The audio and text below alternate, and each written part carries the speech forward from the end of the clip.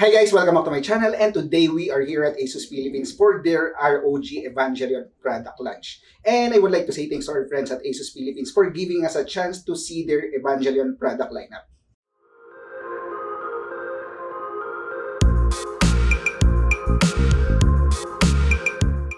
Okay, for the newer generation who don't know Evangelion, it is actually a Japanese anime series about mecha, and it was released around 1995. So what you're going to see for the product lineup is from NERV, which is the organization responsible for creating Evangelion, and the color scheme of the EVA 01, which is a purple and green robot. For the products that will be available here in the Philippines, let us start with the ROG Strix Helios EVA edition, a premium mid-tower gaming chassis. And that matches the aesthetics of the EVA 01, and it has 3 smoke-tempered glass, fitted in a brushed aluminum frame and integrated front panel RGB lighting. There is also a comfortable carrying handle on the top, and it is still EVA 1 color scheme. Next will be the components inside that Helios gaming chassis.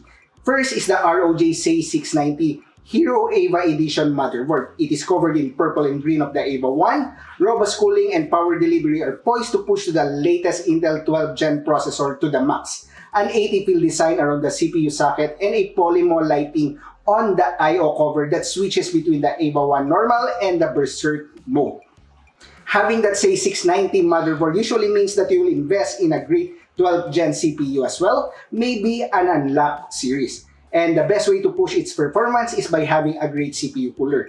And the perfect partner would be the ASUS ROG Real Gen 2 360 ARGB EVA Edition all-in-one CPU cooler, which still embodies the Evangelion spirit. A gunmetal pump cover surrounds a 3.5-inch screen that displays vital stats and customizable GIFs.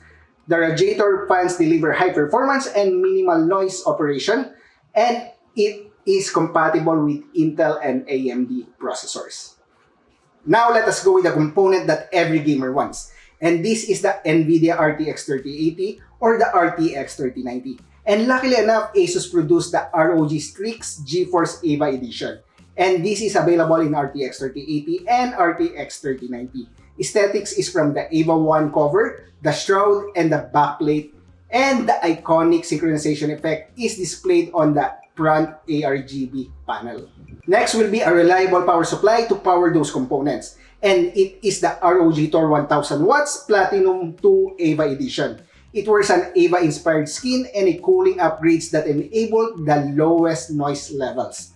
The packaging does not actually add any performance, but I find it really cool that it comes in a hard carrying case.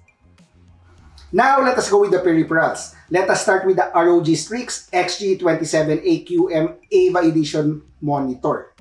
Aside from the gorgeously stunning design of the EVA 1 purple and green color, it packs with a great performance, up to 270Hz refresh rate, 0.5 millisecond gray-to-gray response time. This will definitely make your games run smoothly, and best partner with the EVA Edition RTX graphics card for full experience.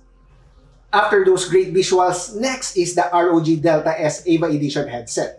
It encapsulates a hi-fi grade ESS 9281 quad DAC and an ASUS AI noise cancelling microphone with a lightweight shell that features EVA-inspired purple and green aesthetics and customizable RGB lighting. We have not tested this actual model, but from my experience with the Delta series headset, they are the best sounding headphone that I have tested with my computer for gaming, watching movies, and even just listening to music. And the mic noise cancelling is actually superb. Next will be our battle station controllers. First is the ROG Strix Scope RX EVA keyboard. Also EVA 1 inspired, purple and green aluminum case with ROG RX optical mechanical switches. Provides wobble-free keystrokes and near zero debounce delay, IP57 waterproofing, and dust resistance. And it comes with 4 extra EVA Team keycaps.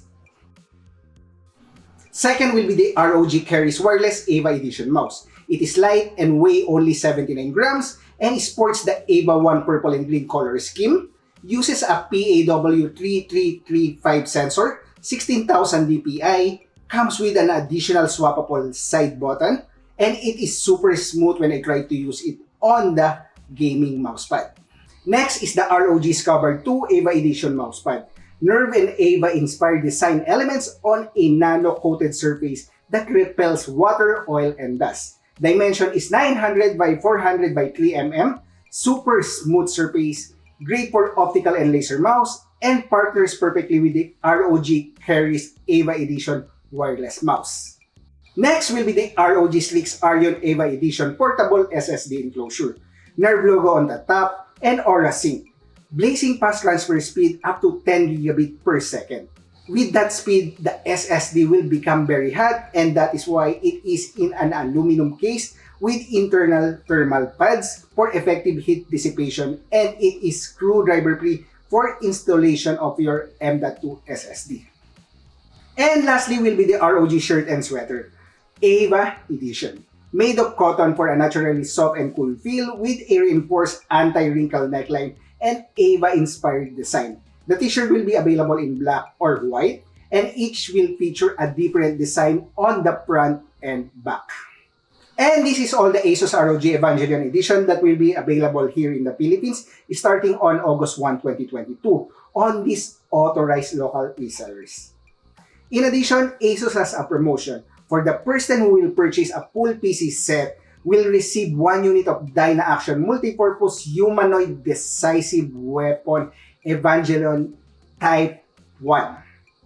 This will be a great addition for your Evangelion Team Gaming Desktop.